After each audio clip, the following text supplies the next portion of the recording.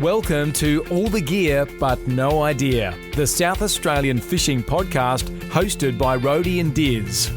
The boys will share their tall tales of the one that got away, as well as some regular segments they know all you fishing tragics will enjoy.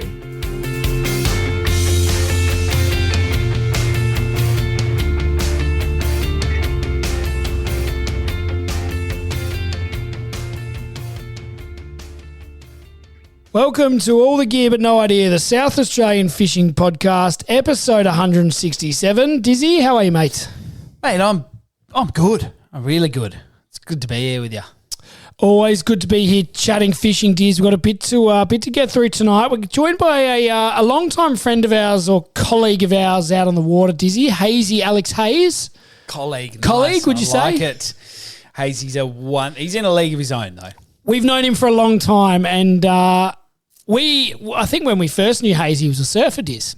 Yeah. Big time into the surfing scene, but you'll hear from him a bit later on. Always had the passion for fishing, but of late it's just been all about adventure, getting far offshore, chasing some big fish. And if you follow along his socials, you'll see that he does the miles and he gets the smiles. And he's just launched a adventure fishing outdoors travel backpack. Does it all, Diz, doesn't it? Yeah, Yondy. It's a lifestyle brand, building a community. It's going to be epic. His backpack looks amazing. Get around it. We'll have the details on here a bit later on, but you can find him on Instagram. It's going to be a great chat with him later on. Hang around for that. We've got a few segments that we like to get through before then. We'll start with our oranges and lemons. I'll kick us off. The orange was the Minn Kota. The old man just bit the bullet, got the Minn Kota. Looked amazing. Just sort of started to get used to some of its features. Pretty impressive piece of kit, these trolling motors. Oh, they're a great piece of equipment, Diz, and sounds like the trolling motor went better than your fishing ability. Yes, it did. That'd be fair to say. Is that safe to say, yeah? Yeah, definitely safe to say. What was your orange? Dizzy just got back from a week on the Gold Coast, so that was nice to get away with the family, do the theme parks and the likes, catch up with our friends Sam and Ali and their kids up there. That was nice. So a good week all round. Was the weather good? First 2 days were very windy. Right. Like we went down to the outdoor pool in the hotel. As we were putting our bags down, two of the Sunland just blew clean into the pool. So we were like, maybe not today. Bring your helmet, Lil. It was crook. It was bloody windy. But then the next 4 days were beautiful. Yeah, nice. Actually ran into a listener, Diz, at the airport. Oh, yeah? They were on their way up to Port Douglas. Yeah? His young fella was doing a scuba diving ticket. Ah, nice. They were mad keen fishos. Yeah, they were good chat, Diz. So they just saw you wearing your All the Gear hat or what? I think they did. Recognised the cap and the voice and said, how are you, mate? Wow. Anyway, maybe they should send us a voicemail how they went up in Port Douglas. Good call. Celebs on tour. They'll be listening. Yeah, nice. So my lemon is the Garmin chart plotter, just letting us down. Yeah, so what? You got the Minn Kota working, but you couldn't get the... Minn Kota's working fine. Got out there. Weather was beautiful. Perfect time to test it. All that stuff. GPS, couldn't find our location. So you couldn't get on the spot? Couldn't get on the spot. I think there's been a few troubles there. Dad did let in to say that he's had a couple of problems. So I don't know whether he's accidentally knocked the wire or he's been doing some home jobs on the boat. I don't know what's happened, but it's one of those things that when that sort of thing lets you down, it's incredibly frustrating. Oh, it is, isn't it? It's like we had the anchor that one time too, didn't we? We've had a few things like that. We've had a few things over with our old boat and the new one and our current one, but yeah, it's just so frustrating when something like that doesn't work. You can get away with some things not working on your boat, but when something like that doesn't work, it's just really frustrating. But it was cool to sort of test out some of the features of the Minn Kota with or without the Garmin and get a bit of hang of that. So, except for the lack of fish, it was a great weekend all round, mate. Very good, Diz. Well, my lemon is, the kids were great in the Gold Coast. Riley wasn't so great in the plane. Yeah, just did not like your idea of travel plans home. Maybe he loved the Gold Coast a lot. It was Yeah, just maybe he did. filthy at you that you were I think leaving. he likes being a 1.5-year-old who loves chasing balls and not sitting in a seat. Yeah. He had no interest in sitting there. He just wanted to do stuff. Yeah. It's one of those things I think that like kids up to a certain age on a plane, it's just like they'll either sleep or it's so new that but then there's that middle period where Riley probably is at the moment where they don't quite understand the concept of sit down, you need to stay here. Yeah, well, like Lil can draw or watch something on the iPad or play a game or do something. And it was right. Both of our flights were like right on that lunchtime when he's normally asleep. Oh, so And he never has slept, been held. He just always lies down in bed and in the cot and goes to sleep. Yeah. So he was just having nothing of a sleep. Yeah. Anyway, mate, all worth it. It was a good trip nonetheless. Nice. Sounds good.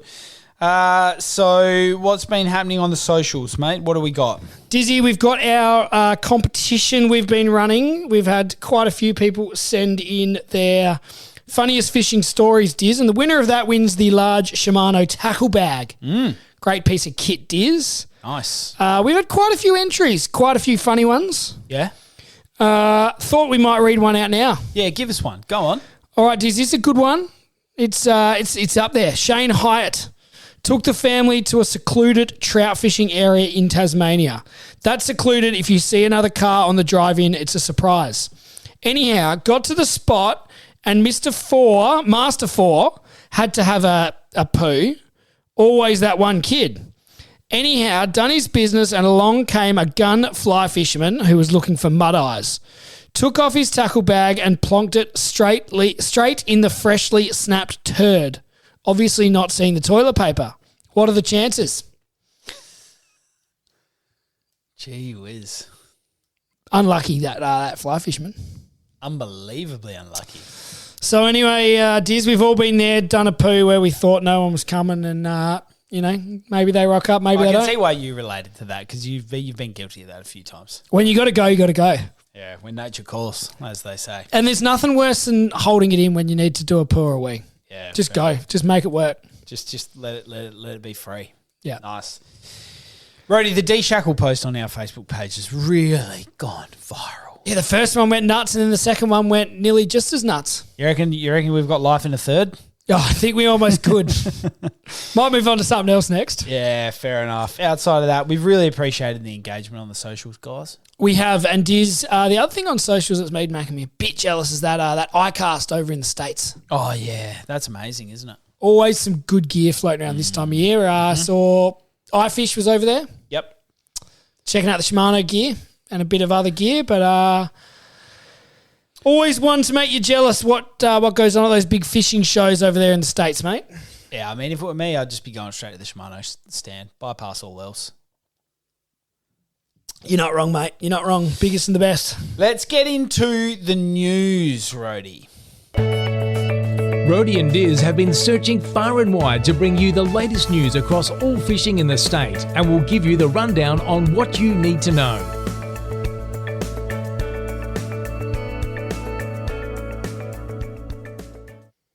Bird flu everywhere. There certainly is, Dizzy. It's a bit worrying, isn't it?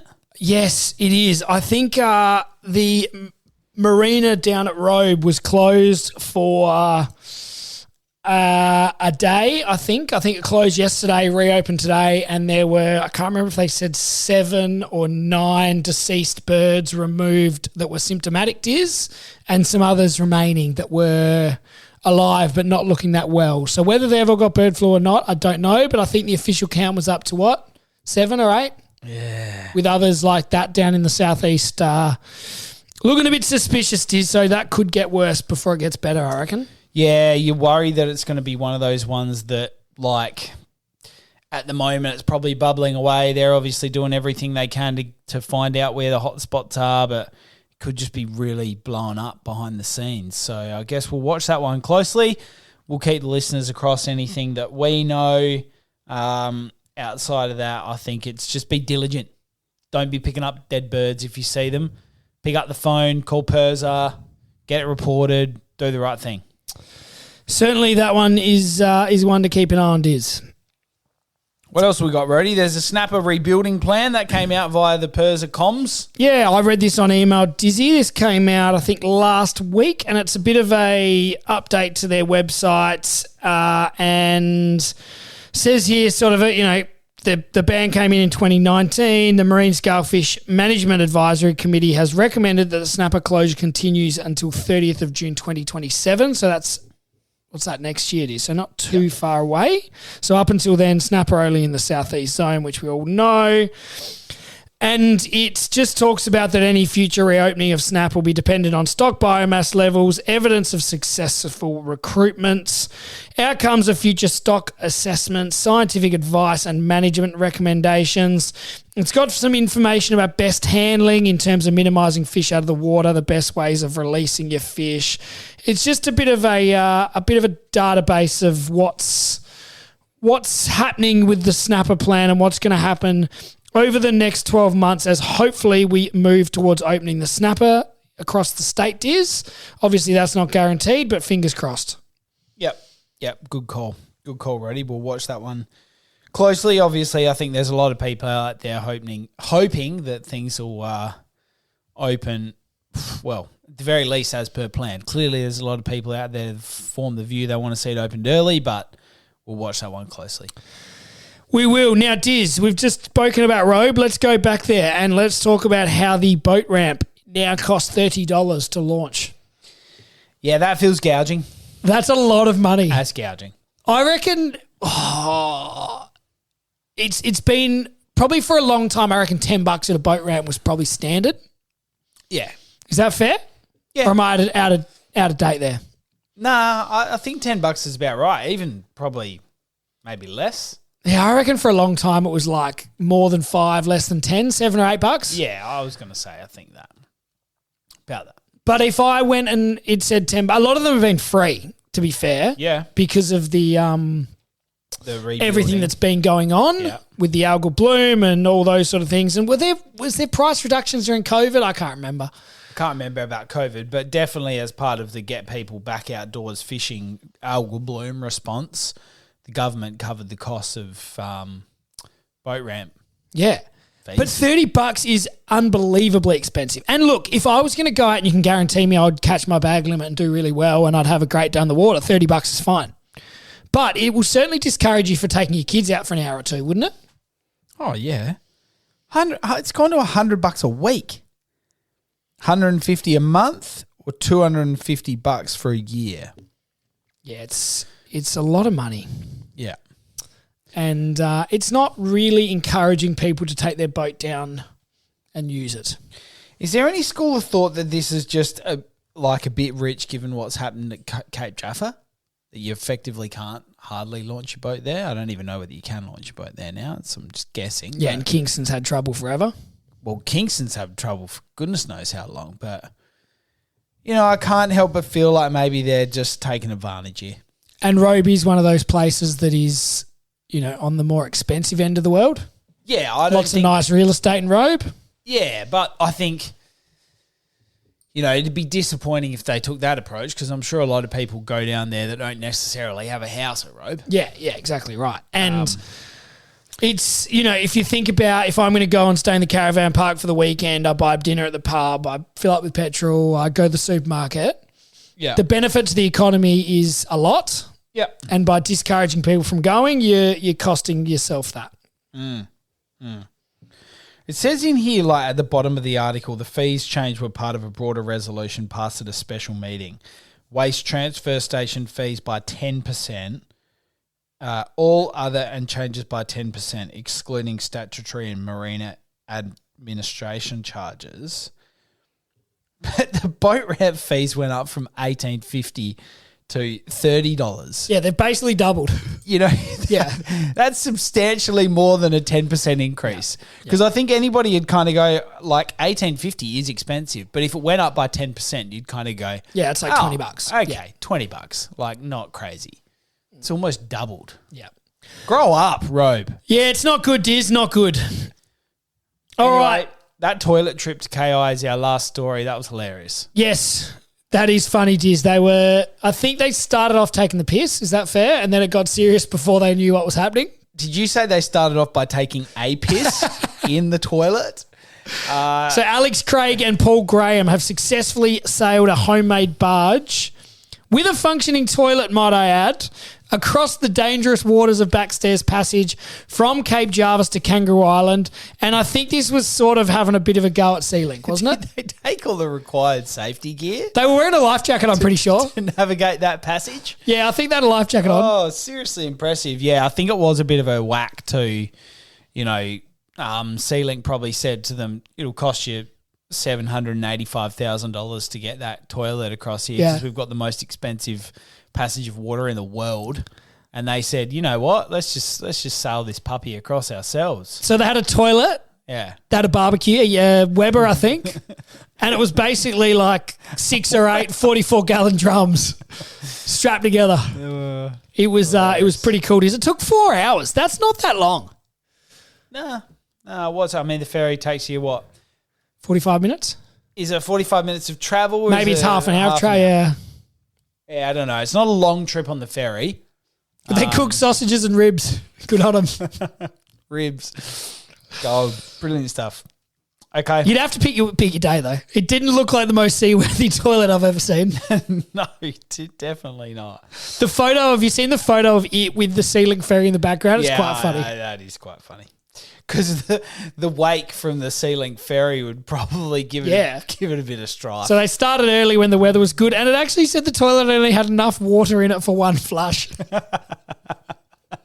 4 hours I think you can do with one flush. That's good gear, Diz. That is. That's a nice one to end on. That's a good segment there, Rhodey. Let's get into tackle item of the week.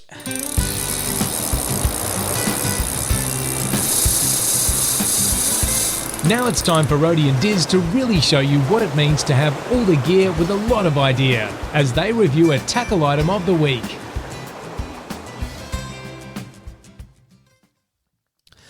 Now, Dizzy, it is coming up to that time of year when the kingfish season gets serious, and there are a few whispers they're getting around in the upper Spencer Gulf. You heard it here first, Diz. Yeah. And our good friends at Sport Fishing Scene have put together a excellent looking combo that is perfectly set up to get into these kingfish deers. It's a Shimano Saragossa 14,000 and a Shimano Deep Jig 300 rod. They're putting line on it for you, and they're charging $700 for the lot. Bargain. That's a good setup, Diz. A good combo that's well matched to those kingfish that we get this time of year in the state, Diz, and that's a good price. Yeah, you might have like a family friend's birthday coming up or something. You might want to just head down to Sport Fishing Scene and get them a voucher. They might want to go in there and put it towards it. You've never bought me a $700 combo for my birthday. No, I said a voucher. Fair enough.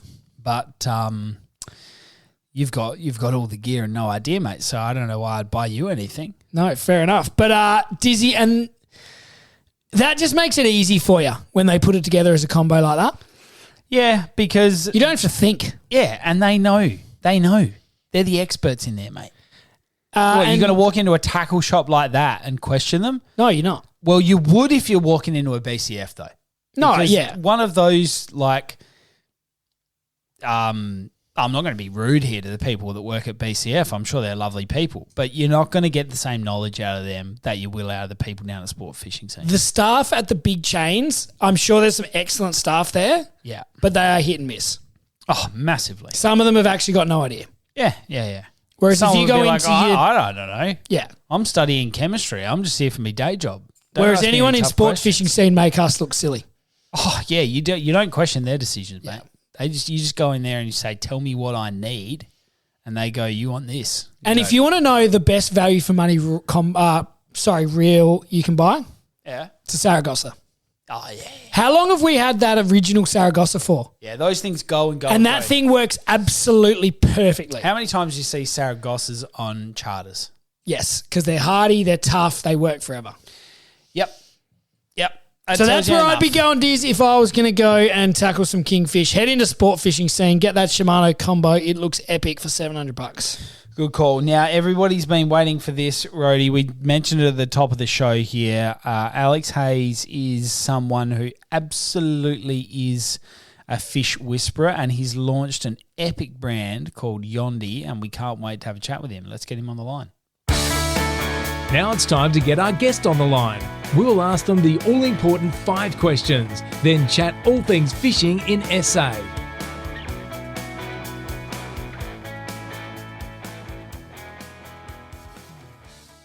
All right, Dizzy, we are joined here today by Alex Hayes, commonly known as Hazy. He's the founder of Yondy, the greatest and best backpack on the planet, and he's a gun fisherman. Hazy, welcome to the podcast.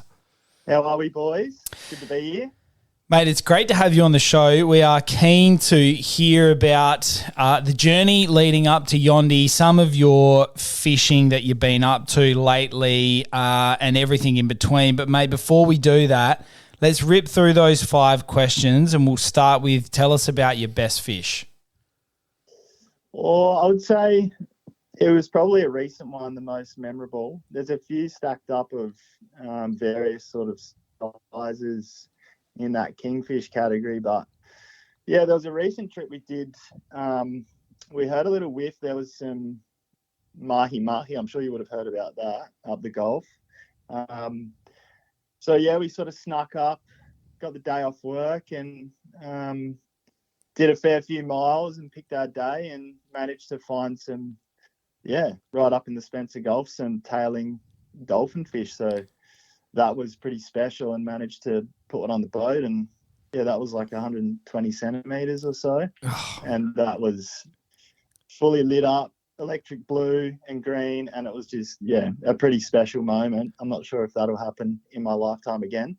That's really cool, and I do remember seeing that on your social media, Hazy. And I just want to ask you, how did you know where to go? Were you looking for the right water temperature, or what was the story?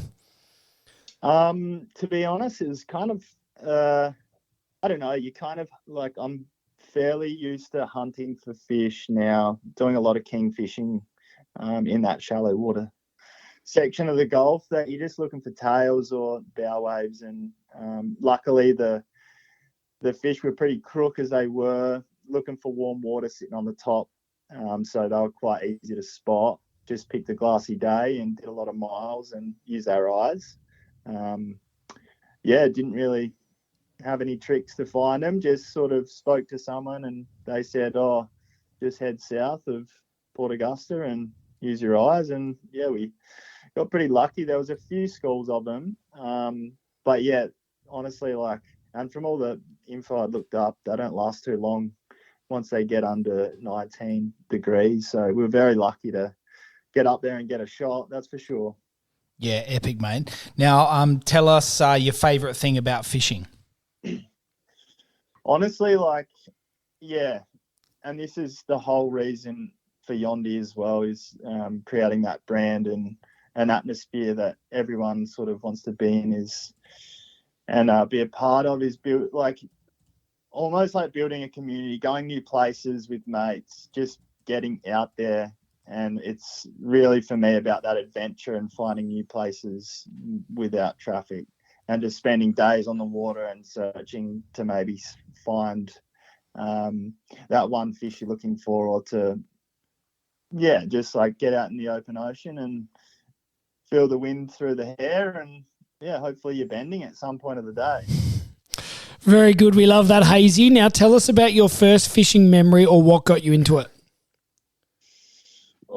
First fishing memory, I would say, as far as I can recall, I was just crawling over the rocks like a little gremlin and just baiting up hooks with periwinkles and dropping them into rock pools, chasing sweep and zebrafish is probably as far as I can remember. And definitely Grandpa and my old man used to level up and take me out on the old Savage with an old Johnson hanging off the back, making all sorts of noises, and take me out to the whiting grounds off Corny Point. We lived down at I grew up down near Point Suda there, so we got a farm down there, and spent a lot of time out there on the little blue Savage, and the whiting were pretty good back then.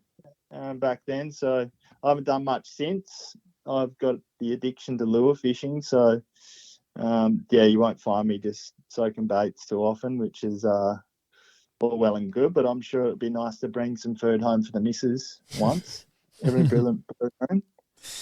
Awesome, mate. So you mentioned lure fishing. What's your favourite sort of fishing and why? What do you like to target, or is it just anything and everything? I mean, I love lure fishing. It's kind of been the challenge and obsession this past sort of 5 or 6 years. I was heavy into my surfing, and then I was living up the East Coast for work, and I was surfing pretty much every day, surfing the same waves, and I was like, oh, I need to change things up, and sort of hit YouTube, and all I kept seeing was just lure fishing, and I just went to the tackle shop, spent all my money on lures, and bought some setups and just started chasing probably the hardest fish to catch in our ocean, which is jewfish, and never really caught one of those. And then it just pushed it further and further, and I've sort of found out about the kingfishery down here in South Oz, and just sort of spent hours and hours trying to figure out the system and where the fish sort of move. And lure fishing started to get pretty serious then. Mainly top water if possible, but that's not always an option. Very good. Love that. Now, Hazy, all these travels you do, you must have a funny fishing story, or tell us about the one that got away. Well, there's definitely a few stories, probably some that can't be told on here, but I reckon Port Mac takes the cake. Every time I go to Port Mac chasing barrel bluefin with the boys, Aiden and Noah, something always goes down, especially running an old Haynes Hunter with a big toaster Mercury Optimax hanging off the back. One of the trips recently, actually, we went out and we'd probably done, I don't know, 2 or 3 trips without a fish, because obviously we're just casting top water like poppers, and we're not dragging lures, so it's few and far between. We'd done probably total 6 or 8 days on the water, and we finally got to the last day. It was a glass off. We're like, oh, all right, boys, it's time to wrap it up. Let's go home. Everyone pretty much had a tear in their eye. It was pretty grim. We started heading in, and we were probably the last boat heading back. We'd done a big belt out wide, and all of a sudden the sea just erupted, and there was just barrels everywhere. And we ended up boating three barrels off the top, and managed to get one in the boat and take that one home. And she was dark. We were coming home, and we've actually ran out of fuel right near the boat ramp. Luckily, we had a flare, chucked the flare up. The boat went past and did not see us at all. Oh, how far from the boat ramp were you? I reckon we could just see it. So the electric had run out of juice as well, and we were sitting right in the impact zone there. And I'm pretty happy it wasn't as swelly as the last time we went out, which was about 4 meters breaking across the bay. And so we set off a couple of flares for a bit of fun, and luckily we drifted on into some service and gave the pub a call and said, whoever can race to the boat ramp and launch their boat first and pick us up, we'll shout you 4 or 5 cartons. So that all happened pretty quick. So it's amazing how a couple of beers gets the boys motivated, doesn't it? I couldn't believe it because, anyways, that was, I would say it wasn't funny at the time, but when we were driving home in the car back to Adelaide at 10 p.m, we had a little giggle. At least we made it in alive. And definitely one that got away was definitely a recent one with that barrel bluefin run we had. I took Riser out. You had him on the pod once here, Ryan Stella. Yeah, fishing. we did. Yep. Took him out. Thought, bugger it, we'll go for a big run, and see if we can find ourselves some barrels. It's a bit late in the season, after all the hookups went down. Apparently, should have been there yesterday was the vibe I got. And yeah, we managed to find a workup, and Ryan jammed a really big fish off the top right in front of us, and took one big run, and a dolphin pretty much came out the water and went straight through the braid, and there she goes. And then we did about 3 trips after that and didn't see a fish. So, yeah, tough luck, but we'll be at them next year. That's fishing, isn't it? Yeah, it's tough. All right. Well, thanks for answering those 5 questions for us, Hazy. Now let's get into this this backpack you've launched. It's the Yondy brand. Tell us how it came about. Well, really, yeah, I've always been into my I've always been a designer and been in and around trying brands and trying to build, I guess, a community around my passion. And I've tried a few things. I've tried clothing. I've tried footwear. I've done the pluggers footwear, the surf thongs there. And I thought, bugger it, why not try something else? And yeah, I just have this recent passion for fishing and the outdoors, and yeah, doing all these missions and travel that we do, I just could not find the right setup or kit to house everything that I have spent a lot of money on in the tackle shop. So yeah, and it's a bit of a shit show back here at home. There's just lures and shit everywhere. So yeah, thought I'd come up with a backpack and a bit of a modular sort of packing system to see if I can get that to suit my needs. And if that suits other people's needs and they want to buy one, then great. But yeah, that's kind of where it all started. And what I thought I was doing was just designing a backpack and getting that to market turned into, you know, why just one bag? Why don't we have 12 bags that connect together? And that's when the rabbit hole began, and that's why it took 4 years to get to here. So it's a great looking bag, and tell us a bit about it. So the main sort of, I suppose, feature that differentiates your backpack from others, from what I gather, is that it's so versatile and that you can clip different bits on, have all different ways of setting it up. Is that right? Yeah, correct. Like I wanted to, you've obviously got your bags like your Yetis, which you've got a fully waterproof, but they're like an esky, right? And then you've got your travel bags, which aren't waterproof and they're not durable in the salt and the conditions we go in outdoors. So I kind of wanted to mash them together into a super versatile travel backpack. So it's that 34-litre sort of size, which is perfect carry-on.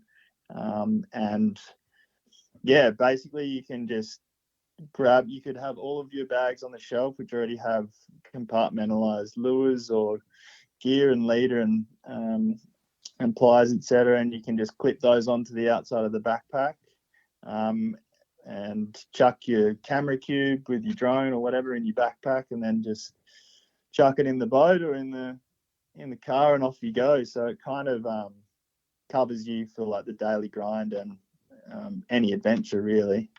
You're not buying 2 bags or more than 1 bag for different activities, which is what I had. And I'd spend a lot of money on buying cheap bags and going through them with terrible zippers and people cutting corners. And yeah, I just wanted to bring something to the market that, yeah, people can use for a long time. Epic, mate. Your social media content looks amazing. It's definitely a real sort of niche from our perspective that's going to suit a lot of people out there in the market. Mate, I'm sure the orders are flying off the shelf because, like you say, you've been working on this for a while. There's been, I'm sure, a bit of awareness, and I'm hoping, mate, it'll just grow from there. But tell us about the orders, because you've had some land recently, haven't you? And then you've managed to fill out all those pre-orders. Is that the go? Yeah. So, yeah, really interesting thing I learned when building the brand and doing a launch was, to really put your product out there and do a pre-sale and see if people are interested, and try and get some backing and funding for the production run, because it is quite, the minimums are usually quite a lot for products in that category. So yeah, I managed to put together a Kickstarter, which is essentially like a pre-sale campaign.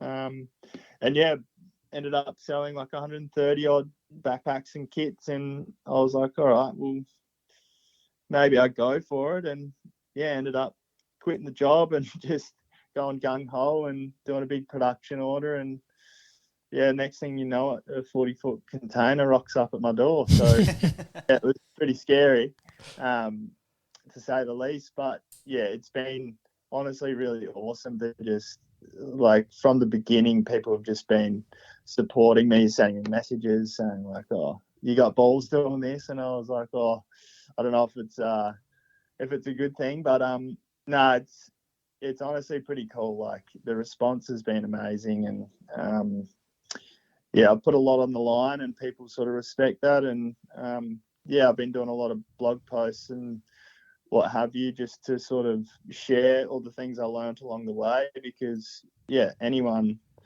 can do it. And yes, I'm a designer, but there's a lot of ways you can get around it without being a designer. So yeah, no, it's been great. Now, Hazy, tell us, when this 40-foot container rocked up at your doorstep, where did you then store all the backpacks before you sent them off? Well, I managed to get in touch with a warehouse. I thought you were going to say you had 3 in the bathroom, 100 in the bedroom, 50 here.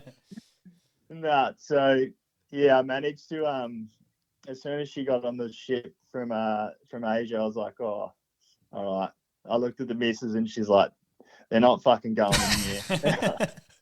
I've already got samples and all sorts coming out my ears in my office. So, yeah, no, I spoke to a local crew called Southern Cross Cargo, and a really nice family-owned business there, and they have a warehouse, and they, yeah, essentially just put everything on the shelf in pallets there for me. And when I get orders, it's hooked up to their system, and I just pay them for their work and their hourly rate, and they pick and pack all the orders and send them out to everyone the same day. So it saves people, like I've got a bit on my end, so it saves the wait time, and lets me sort of grow the brand and the community, and yeah, be a bit more hands-on on that end of the business.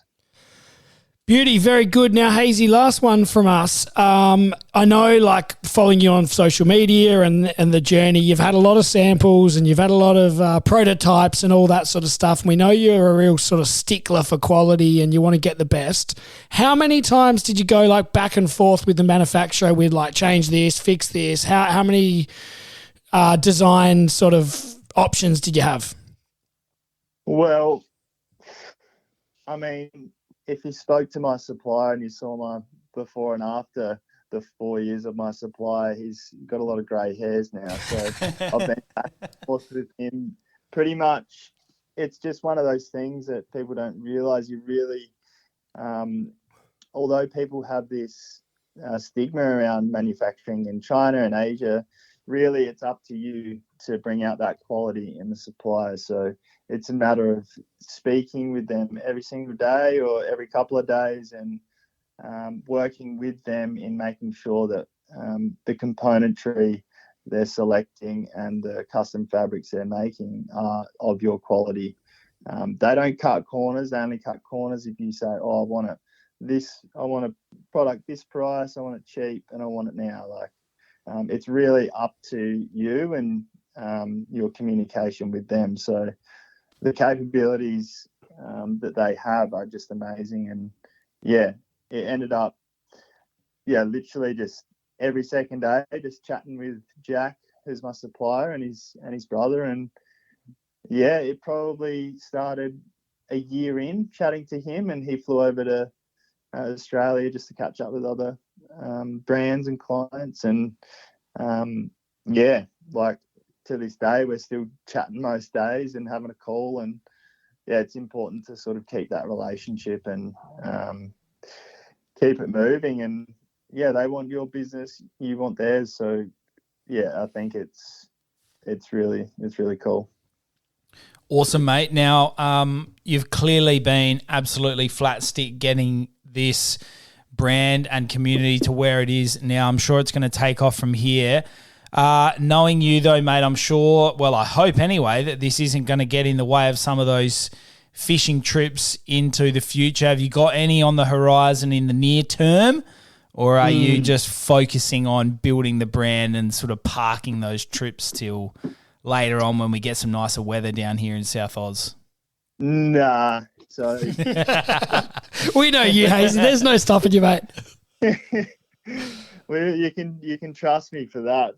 We all know the Australian dream is about chasing your lifestyle and making sure you can work with that. So yeah, it's about, for me, it's about flexibility, and I've just been grinding. I get up 5 most days, just do my thing, get it done, and then by Monday afternoon, I'll plan the next trip and I'll just work around that. So, yeah, usually I'm doing trips every couple of weeks and go for 3 days at a time. And, yeah, that's just get the maximum out of the whole adventure and the cooking the coffees up on the boat and all that sort of stuff, camping out. Yeah, I'll definitely be going up this weekend and, yeah, hopefully some kingfish start rolling into the system and in good numbers, and yeah, I won't be far off. Very good, Hazy. Well, thanks for joining us. Now tell us, where can the listeners find you and order their Yondy backpack? You can just find me on Instagram, yondy.co, and the same, my website is also yondy.co. So, yeah, just follow along and join the community. I've got all sorts of different things coming, new products, more exclusive products for members and other things like that. I've got a lot of stuff coming. So, and I'm just, all about supporting those who are supporting me. So, join me for the ride and, cheers. Awesome, mate. Thanks again for coming on the show, and we can't wait to see what you get up to next, mate. We'll keep in touch. Thanks, fellas. Appreciate it. Dizzy, we're going to get our hands on one of them, I reckon. Yeah, serious piece of kit. Built for adventure. And one thing I'll say about Hazy, I've followed this along on social media, and he's sent them back, they've tried this, he's altered this, he's altered that, he's changed the clips, he's changed all the hardware, he's looked into every little single part of that backpack and made it all durable, tough, and it's made to last for the long run. Yeah, it is. It is, Rhodey. And he is someone that genuinely spends a hell of a lot of time on the water.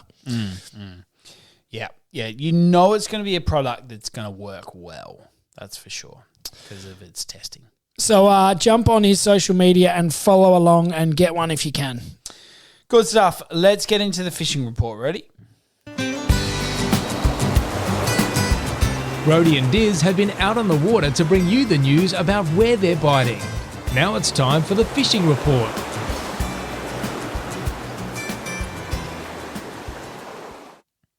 Well, I'll tell you where they're not. Yeah, where's that? Wherever you were. Oh, jeez. No fish off Sheoak, no fish off Port Julia, no fish off Ardrossan. Could I question whether you were actually on the spot if you've just told us the GPS wasn't working, or did you two blokes line up 2 trees and go old school? Yeah, we were doing a few landmarks. I think if anyone Dad decent... said, it's fine. I know where I'm going. Yeah. I've heard your dad say that before. Hilarious. Nah, no good there. But a lovely weekend anyway. Had a great I'll tell you where else they're not biting. Yeah, go on. The canal at the back of Surface Paradise. Oh, that's disappointing. I hung out with a stingray. Yeah.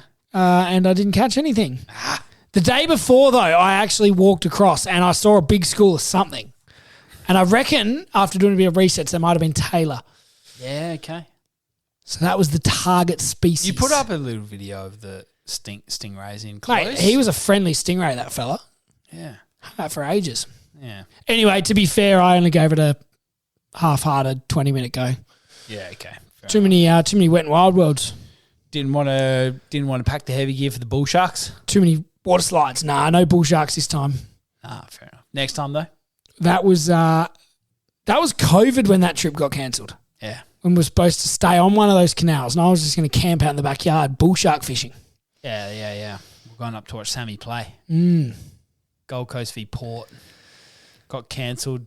Went up to the river. Then the whole world went stupid. Went up to the river.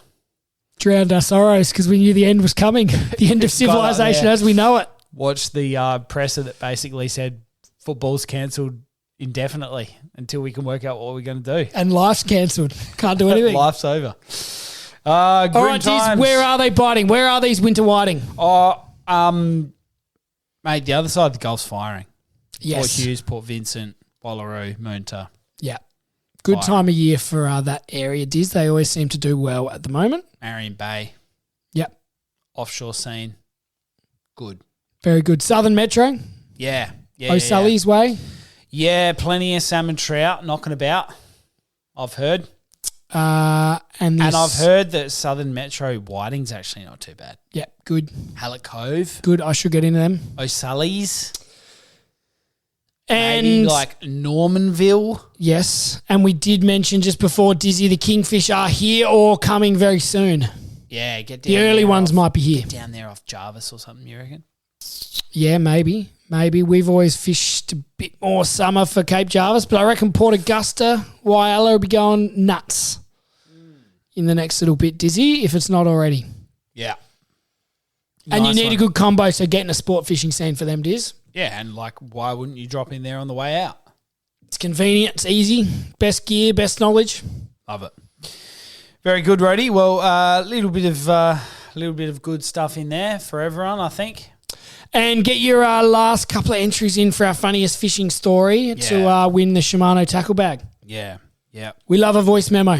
Bonus points for voice memos.